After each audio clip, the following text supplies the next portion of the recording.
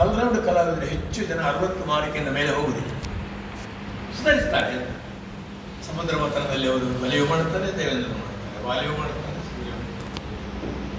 ಆದರೆ ಔಟ್ಸ್ಟ್ಯಾಂಡಿಂಗ್ ಆಗೋದಿಲ್ಲ. ಅದು ಆಲ್ರೌಂಡರ್ಸ್ ಎಷ್ಟೋ ಸಲ ಔಟ್ಸ್ಟ್ಯಾಂಡಿಂಗ್ ಅಲ್ಲ. ಕ್ರಿಕೆಟಲ್ಲಿ ಗೊತ್ತು ನಿಮಗೆ, ಡೌನ್ ಆದ ಮೇಲೆ ಬ್ಯಾಟಿಂಗ್ಗೆ ಬರುವುದು.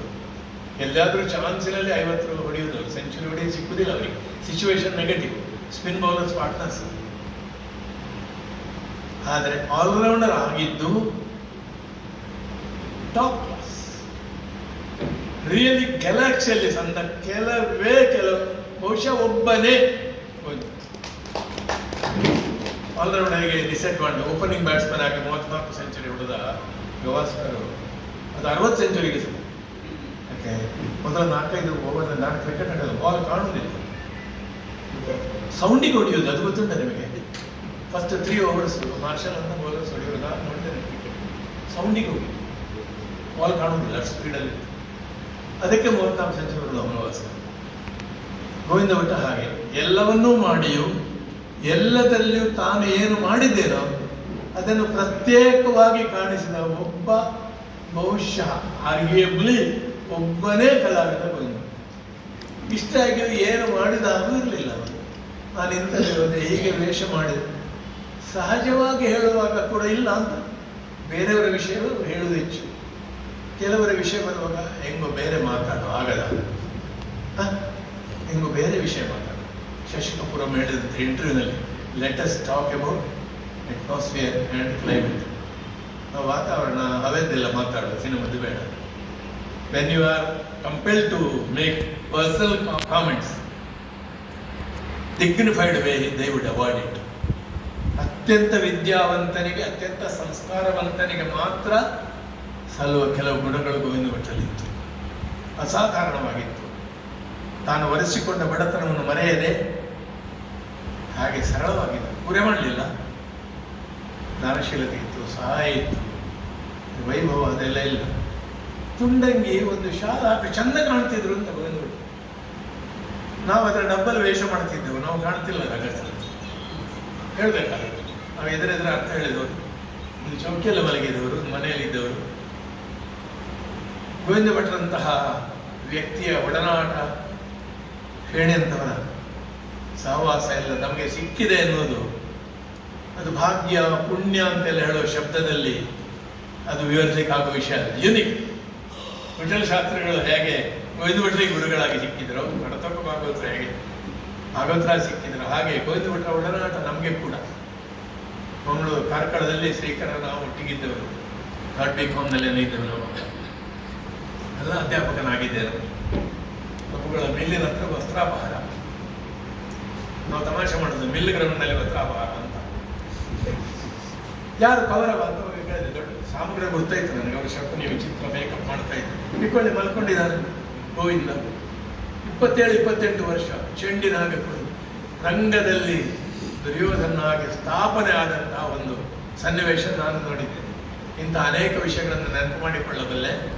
ನನ್ನ ಲಾಸ್ಟ್ ಪೀರಿಯಡ್ ಭಾಷಣ ಗೊತ್ತುಂಟು ನನಗೆ. ಕಲ್ಪುರ್ದು ಹೇಳುವ ಮೊದಲೇ ನಾನು ಮುಗಿಸ್ಬೇಕು ಅಂತ ಇತ್ತು, ಆದರೆ ಮುಗಿಸ್ತೇನೆ ಅಂತ ಗೊತ್ತಾಗಿ ಅವರು ಎದ್ದದ್ದು ಅಂತ ನಾನು ಸರಿ ಮಾಡಿಕೊಳ್ಬಹುದು. ಗೋವಿಂದ ಭಟ್ರ ಬಗ್ಗೆ ನಾನು ಮಾತಾಡಲಿಕ್ಕೆ ಶುರು ಮಾಡಲೇ ಇಲ್ಲ. I not started. ಕಾಣಿಕರು ಮಾತಾಡ್ತಾರೆ ಅಂತ ನಿರೀಕ್ಷೆ ಇತ್ತು ನನಗೆ. ಕೊನೆ ಮಾತಾಡ್ತಾರೆ ಅವರು. ಇಂಥದ್ದನ್ನು ಕೂತು ಕೂಡ ಎಂಜಾಯ್ ಮಾಡೋ, ಖುಷಿ ಪಡುವ. ಗೋವಿಂದ ಭಟ್ರ ವೇಷ ನೋಡಿದವರು. ಇಂತಹ ಗೋವಿಂದ ಭಟ್ರನ್ನು ಏನು ಹೇಳುವ? ಮೋಕ್ಷ ಆಗಲಿ ಸಾಹಿತ್ಯ ಆಗಲಿ, ಮೋಕ್ಷ ಆಗಲಿ ಪರಿಪೂರ್ಣ. ಬದುಕಿದ್ದಾಗ ಮನೆ ಹುಟ್ಟಿದ್ದೇನೆ, ಅಪ್ಪಿಕೊಂಡಿದ್ದೇನೆ.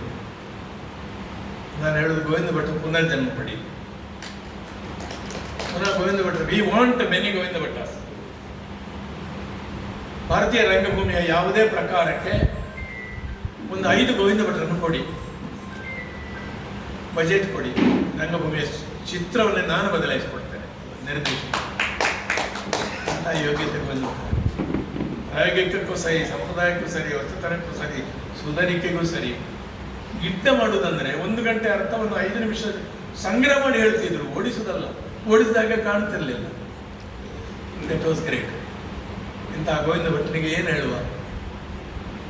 ಯಥಪ್ರವೃತ್ತಿ ಭೂತಾನ ಏನ ಸರ್ವಮಿದಂ ತತಂ ಯಾವುದರಿಂದ ಪ್ರವೃತ್ತಿ ಉಂಟಾಗ್ತದೋ ಭೂತಗಳಿಗೆ, ಭಾರತೀಯ ಸಂಸ್ಕೃತಿಯಲ್ಲಿ ಮಾತ್ರ ಹೇಳುತ್ತಿದೆ, ಅಲ್ಲಿನಿಂದ ಭಗವಂತನವರೆಗೆ ಭೂತವೇ, ಭೂತವಾದ ಉದ್ಭೂತ ಏನ ಸರ್ವವಿದಂತ, ಯಾವುದರಿಂದ ಇದು ತುಂಬಿದೆಯೋ ಸ್ವಕರ್ಮಣ ಅಮಭ್ಯರ್ಚ, ತನ್ನ ಕರ್ಮದಿಂದ ಅದನ್ನು ಪೂಜೆ ಮಾಡಿದ ಸಿದ್ಧಿಂ ವಿಂದತಿ, ಅಂತಹ ಸಿದ್ಧ ಪುರುಷನು ಅನಾದಿ ನಿಧನೋ ದೇವ ಶಂಖಚಕ್ರ ಗದಾಧರ ಅಕ್ಷಯ ಪುಂಡರೀಕಾಕ್ಷ ಶಿವಮೋಕ್ಷ ಪ್ರಭು. ಜನಪ್ರತಿನಿಧಿಗಳ ಪರವಾಗಿ ಕಾರಣಿಕರ ಮಾತಿನ ನಂತರ ಶಾಂತಿ ಮಂತ್ರದೊಂದಿಗೆ ನಾವೆಲ್ಲರೂ ಪ್ರಾರ್ಥನೆ ಸಲ್ಲಿಸೋಣ. ಇಲ್ಲಿ ಬಂದದ್ದು ಅದ್ಭುತವಾದ ಜ್ವಲಂತ ಉದಾಹರಣೆ. ನಾನು ಅಂದ್ಕೊಳ್ತೀನಿ, ಅವರು ವೈಯಕ್ತಿಕವಾಗಿ ಅಂತ ಹೇಳಿದ್ರೆ ಅವರ ವ್ಯಕ್ತಿತ್ವ ನೀವೆಲ್ಲ ಕೇಳ್ಕೊಂಡ ಹಾಗೆ ನಮ್ಮ ಈ ಭಾಗದ ಯಕ್ಷಗಾನ ಕಲಾವಿದರು ಶಿಕ್ಷಣ ಹೇಳುವುದನ್ನು ಆ 4 ಗೋಡೆಯ ಚೌಕಟ್ಟಿಗೆ ಸೀಮಿತಗೊಳಿಸದೆ ಅದನ್ನು ಹೊರಗೆ ಬಂದರು ಭಾರತೀಯ ಕಲಾ ಪ್ರಕಾರಗಳ ಆಳವನ್ನು ಅರಿತು ಅಧ್ಯಯನ ಮಾಡಿ ಅಭ್ಯಾಸ ಮಾಡಿ ಅದನ್ನು ಒಂದು ಸುಂದರವಾದ ಶಿಕ್ಷಣ ಮಾಧ್ಯಮವಾಗಿ ಇವತ್ತು ಏನು ಜಗತ್ತಿಗೆ ಕೊಟ್ಟಿದ್ದಾರೆ, ಎಷ್ಟು ಎತ್ತರಕ್ಕೆ ಬೆಳೆದಿದ್ದಾರೆ. ತಾವು ಹೇಳಿದ ಸೂಚನೆಗಳು ನಿಜವಾಗಿ ನಾವು ಮಾಡಬೇಕಾಗಿತ್ತು. ಮುಂದಿನ ತಲೆಮಾರಿಗೆ ನಾವೇನು ಬಿಟ್ಟು ಹೋಗ್ಬೋದು ಅಂತ ಹೇಳಿದ್ರೆ, ಇವತ್ತೆಲ್ಲೋ ಜಾರುಮಂಡಿ ಆಟದಲ್ಲಿ ಜಾತ್ರಾ ಹೋಗ್ತಾ ಇದ್ದೇವೆ. ಹಿಂತಿರುಗಿ ನೋಡಿದಾಗ ಇಂಥ ವ್ಯಕ್ತಿಗಳು ನಮ್ಮ ಕಣ್ಣು ಮುಂದೆ ಇದ್ದರು, ಇಷ್ಟು ಎತ್ತರಕ್ಕೆ ಬೆಳೆದಿದ್ದರು.